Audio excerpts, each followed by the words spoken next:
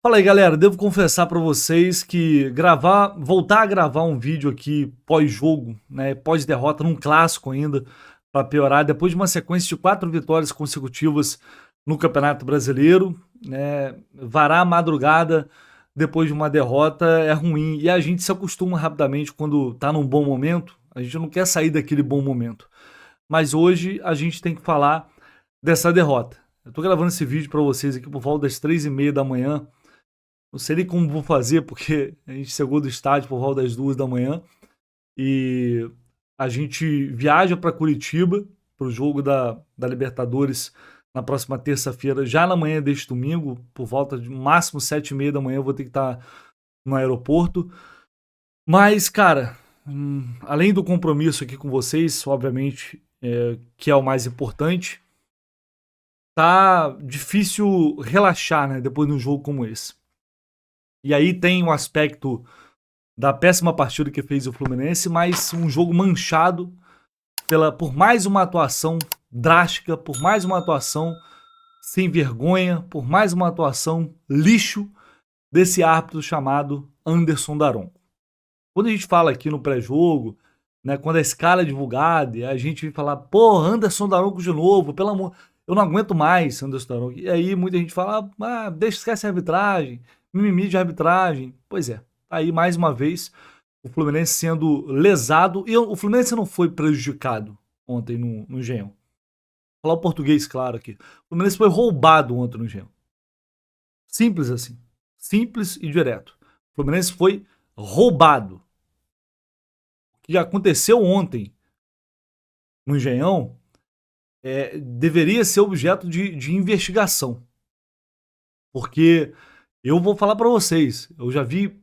A gente vê muita coisa bizarra sendo marcada por arbitragem no futebol brasileiro de uma forma geral. O tempo todo a gente vê, na real, né? Mas tem umas que, assim, de você olhar pra aquilo e falar, porra, isso não pode ser só um erro. Não é possível. Porque a imagem tá ali pra todo mundo ver. Escancarada, pra quem quiser chegar e ver. Cara, quem validaria esse gol? Se não tiver um mínimo de clubismo ali, quem vai validar um gol como esse? Mas o Anderson Daronco achou que deveria validar esse gol. Ele foi chamado pelo VAR, ou seja, o VAR entende que houve a penalidade, que houve a falta, que houve o toque de mão, e chama para comunicar, o cara fica lá aquele tempo todo no monitor, para depois ele decidir que um gol desses é legal. Dos tantos absurdos que acontecem ao longo de um campeonato, esse certamente vai ficar marcado.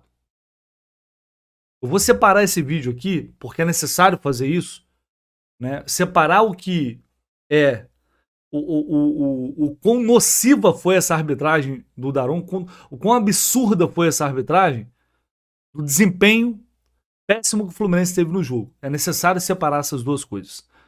O presidente Mário Bittencourt deu uma entrevista coletiva após o jogo, coisa que ele nunca tinha feito em 5 anos de gestão do clube, para falar, e o fez muito bem, por sinal. E o fez muito bem.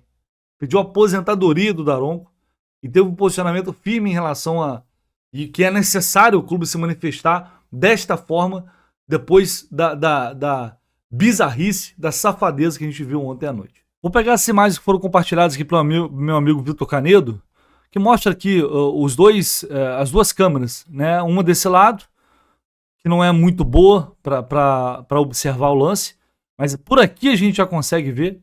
Por aqui a gente já consegue ver. Teve 2 toques, dava para escolher aqui, tá? Dava para escolher. Menor problema. Olha só, a bola bate na mão do Léo. Mas ele não teve intenção. Claro que ele não teve intenção. Mas agora pênalti só é marcado com intenção. Quantos pênaltis sem intenção que o jogador obviamente não teve intenção de bater com o braço na bola e foram marcados? E aí beleza, mas não, essa mão não teve intenção. Beleza, e aí? E aqui? E na mão aqui do Verratti? E me parece que tem dúvida aqui ainda? Há dúvida? Então, cara, a gente está diante de um escândalo. Essa que é a verdade. A gente está diante de um escândalo e de um absurdo que não pode um cara fazer um negócio como esse e continuar apitando. Para quem ainda está rebatendo, discutindo, Diz a regra, em lances de ataque, a bola ir diretamente da mão, braço para o gol, mesmo que acidentalmente, ou o jogador finalizar após a bola tocar sua mão, braço, mesmo que acidentalmente. Vou repetir, mesmo que acidentalmente, é o que diz a regra. Pois é, ontem o Daronco foi na cabine do VAR e ele não cumpriu a regra do jogo. Simples assim. Ele não cumpriu a regra do jogo. E aí eu pergunto a vocês, isso é o quê? O que é isso? Eu vou trazer aqui, vou deixar aqui a palavra do presidente Mário Bittencourt após o jogo de ontem. Com relação ao Fluminense, a medida que a gente vai tomar durante a semana, a gente normalmente faz reclamações por escrito na CBF, sempre, tá? É importante esse momento aqui, porque às vezes as pessoas acham que a gente não atua. A gente atua sempre, todas as vezes que erram contra nós, a gente atua. Só que hoje passou do limite. Assim, hoje não dá para fazer um ofício simplesmente e não vir aqui expor tudo o que está acontecendo. E dessa vez a gente vai mais, a gente vai fazer uma notícia de infração no STJD contra ele, porque ele não aplicou a regra. E tem vários artigos no CBJD que punem árbitros que não cumprem regra. Hoje não foi erro de interpretação, desculpe. Assim, às vezes o árbitro tem todo o direito de errar numa marcação de uma falta, mas uma bola em que bate na mão de 2 jogadores do Vasco dentro da pequena área, assim, é inacreditável. Hoje desculpa, hoje não é erro de interpretação. Hoje é o cara que não estudou para a prova, tirou 0, entende? É diferente do fez uma prova ruim. Hoje ele tirou 0. Ou ele não leu a regra, né? Com relação ao VAR, eu sou a favor do VAR, só que, como tudo no Brasil, a gente consegue, infelizmente, no futebol brasileiro, destruir até a tecnologia. Assim, é inacreditável como a gente consegue usar uma coisa que veio para o bem, porque veio para o bem, e eu vou ser sempre a favor do VAR, mas aí o VAR está apitando o jogo. Assim. O VAR não é feito para apitar jogo. O VAR é feito para mostrar o que aconteceu. Nesse lance, se o VAR chamou é porque bateu na mão, senão não tinha chamado. Obviamente. É porque a gente tem outros lances nossos em que eu vou lá na CBF e pergunto, porque durante a semana, sempre que erram contra nós, a gente vai, eu, Marcelo Penha, a gente protocola o ofício e vai lá pessoalmente todas as vezes. A gente vai à CBF pelo menos 2 vezes por semana. E aí tem sempre um argumento, assim nunca é, meu irmão, desculpa, errei. Assim, eu nunca ouço assim, erramos, fizemos uma baita de uma cagada nesse final de semana. Desculpa, é só isso que a gente quer. A gente não quer que beneficie a gente não quer que tire o árbitro. No caso de hoje, não, eu estou sugerindo a ele parar, que está na hora de parar. Mas a gente não, até porque não adianta pedir para tirar, as pessoas falam, como é que veta? Não veta, ninguém veta. Né? Tanto é que ele apitou o jogo do Flamengo e Palmeiras, hoje ele apitou Fluminense e Vasco. Então, assim, mas o que acontece, e repito, não é porque a gente perdeu o jogo, 2014 eu era vice-presidente de futebol, nós ganhamos um jogo do São Paulo de 5-2 no Maracanã, e eu fui reclamado da arbitragem, porque não deram 2 pênaltis para nós, mesmo tendo ganho de 5-2. Então não é porque a gente perdeu o jogo, não. Tá? E não é encontrando desculpa, não é nunca. A gente tem que olhar para dentro, resolver nossos problemas internos, como a gente está resolvendo. Mas eu acho que hoje passou de todos os limites. Assim. Outro dia eu perguntei por que o VAR não foi chamado num lance contra nós, né? E aí me disseram, na CBF, não, mas o VAR só chama quando vê alguma coisa. Aí hoje ele viu alguma coisa, mas o árbitro achou inconclusivo. Então, o que o VAR diga para ele, não bateu na mão. Não existe inconclusivo. Isso aqui, com todo respeito, não é um laudo médico. Entendeu? Até o laudo médico tem que ter conclusão. Mas, às vezes, vem, né? Exame inconclusivo. Hoje não pode ser inconclusivo. Porque hoje bateu na mão de todo mundo dentro da área e todo mundo viu. Né? E aí ficam sempre uma desculpa para cá, uma desculpa para lá, e, enfim, lamentável. Então, galera, vamos lá. Aí a gente... Primeiro a gente analisou e constatou essa vagabundagem que aconteceu ontem no Engenhão. Aí a gente vai agora falar do Fluminense. É óbvio que esse gol gerou uma instabilidade no time. Ninguém é de ferro. É óbvio que isso afetou o time emocionalmente. No primeiro tempo, vale lembrar. Mas o Fluminense já não estava bem nesse jogo. O Fluminense já não fazia uma boa partida. O Vasco estava com mais volume. Não criava chances claras também. Mas estava com mais volume, com mais possibilidade de fazer o gol naquele momento. E o gol saiu desse jeito, mas saiu. E aí é natural que depois o Fluminense tivesse dificuldade para entrar no jogo. E foi o que se viu, o time completamente perdido. O Daronco tirou o Fluminense do jogo naquele momento. Isso é fato. Mas a gente não pode usar somente isso como bengala para mais um jogo ruim que faz o Fluminense. E aí a gente está numa sequência de os 2 jogos contra o Juventude e o jogo de hoje, o jogo de ontem contra o Vasco. Tá? Por que eu tô falando isso? Porque apesar de ser um clássico, e de fato sempre se equilibra mais por isso, o Vasco tem uma equipe limitada. Todo mundo sabe disso. Né? Quem assiste aí 2, 3 jogos do Vasco, se você assistir os confrontos contra o Atlético Goianiense pela Copa do Brasil, é um time limitado, é um fato. E o que mais me assusta é que o Vasco, ainda assim, ele precisou fazer muito pouco para ganhar do Fluminense. E ele não sofreu. Isso é que nos assusta mais. O Fluminense de ontem, ele voltou a apresentar o futebol que levou o time para esta situação em que está hoje. Está tentando sair. E deu uma respirada, deu uma arrancada, mas falta muito. E serve, talvez, agora como um carimbo definitivo de que é necessário colocar os pés no chão e entender que tem muita coisa ainda pela frente. Tem muita coisa para acontecer. Esse futebol que o Fluminense jogou ontem é aquele futebol que a gente estava vendo de um time rebaixado. Mas a coisa vai além de jogar mal. O que mais me revolta e o que mais tenho certeza que deixa o torcedor revoltado também, o torcedor que foi ontem ao Engenhão, né? Aquela galera que foi lá ontem, chuva, frio, 9h30 da noite, saiu de lá meia-noite e teve gente, sabe lá Deus que hora chegou em casa para assistir aquilo. É um desrespeito com o torcedor, sabe por quê?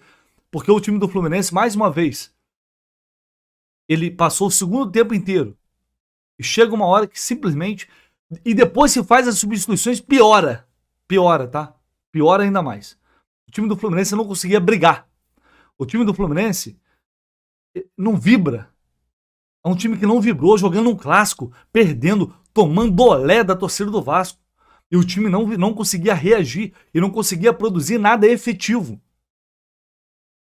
Ontem o Vasco fez o gol daquele jeito, no segundo tempo deu a bola para o Fluminense e ficou ali atrás praticamente sem sofrer, defendendo com a maior tranquilidade do mundo. Porque o Fluminense é um time basicamente inofensivo. Quando se depara com um adversário recuado, e acho que esse é o grande calcanhar de Aquiles do Mano neste momento, que vai ser o desafio dele, é fazer com que o time crie alternativas para agredir o adversário. Porque o Fluminense se limita a jogar bola na área e não ganha nenhuma. Só joga a bola na área de qualquer jeito e não ganha nada. Não tem uma alternativa, não tem mecanismos e movimentos para criar oportunidade de gol contra o adversário que está bem retrancado. É claro que a bola levantada na área é um recurso diante de jogos assim, mas você tem que ganhar alguma coisa. E o Fluminense não ganha nada. Então a gente vem numa sequência ruim, essa derrota é muito ruim, porque terça-feira tem Libertadores, e a gente está falando de Copa Libertadores, mas é inegável. É inegável que a prioridade segue sendo, agora, depois de cair essa ficha, sair do Z4. Mas você vai para uma Libertadores, vai virar as costas para uma Libertadores? Não acho que o Fluminense vai fazer isso. E aí, outro ponto que eu quero destacar aqui também. Contra o Juventude, o Mano fala que sentiu que os jogadores no vestiário, na roda de oração, não estavam devidamente motivados, concentrados, focados no jogo. Agora eu pergunto para você, torcedor, o que explica, o que justifica isso? Eles não estão, e ontem eles também não estavam motivados, focados, centrados num jogo de Campeonato Brasileiro, um clássico fundamental para o clube, para terminar o segundo tempo daquele jeito? Eles não estavam concentrados também? Porque agora, qual é a justificativa? Ah, porque a Copa do Brasil não ia dar para levar 3 competições? Beleza, não ia dar para levar 3 competições. Mas e agora o Campeonato Brasileiro? O que mudou da postura do Fluminense no jogo do meio de semana para o jogo deste sábado? Então o time não estava concentrado. Ele vai se concentrar quando? Quando for eliminado da Libertadores e quando voltar para aquela situação no Campeonato Brasileiro, que ainda é muito ruim. Quando o Fluminense vai voltar a se concentrar, então? Vai voltar a ser um time competitivo como vinha sendo agora, nesses últimos jogos? Eu tô falando isso agora, gente, porque não dá para esperar mais. A gente já esperou demais. Lá atrás, muitas cobranças deixaram de ser feitas, as coisas foram sendo empurradas e chegamos a essa situação. E daqui a pouco é eliminado da Libertadores, não sobra mais nada, o que vai sobrar é essa briga no Campeonato Brasileiro e vai ser isso aí até o final do ano, esse sofrimento até o final do ano. Então, realmente, ontem, a atuação do Fluminense ontem me preocupou muito. Muito mesmo. A falta de criatividade, a falta de alternativas, a falta de uma mínima capacidade de agredir um adversário que tem limitações. O Vasco está longe de ser um time fortíssimo. Eu vou ilustrar para vocês, mais uma vez, ontem não foi gol de cabeça, mas gol de bola aérea. Esse lance que origina o gol do Vasco, mesmo daquele jeito, é uma bola que passa a meia altura por todo mundo na grande área. E aí o segundo gol, olha só como acontece o segundo gol. O contra-ataque do Vasco, vou colocar para vocês aqui na tela. Vamos lá, o Fábio, ele leva essa bola para lá, ele precipita esse lançamento pro Ganso, que não tinha necessidade nenhuma ali naquele momento. Então ele precipitou o movimento, não prevendo a chegada do João Vitor, e aí beleza. Olha só o cruzamento agora, reparem, o Verratti está vindo aqui de fora da área. Olha só a quantidade de jogadores do Fluminense dentro da grande área, gente. 1, 2, 3, 4, 5. O Inácio aqui já mapeou. Ele já tá olhando pro Verratti. O André tá aqui fazendo não sei o quê. O que o André tá fazendo aqui nessa jogada? Aliás, que atuação ruim do André, hein? O jogo inteiro. Que atuação fraca do André pro nível dele, principalmente. Aliás, de todo um time, mas muitos jogadores foram muito abaixo. O André ontem foi muito abaixo. E aí tá ali todo mundo olhando, ó. E aí? O Verratti vai lá sozinho. Olha só os jogadores do Fluminense.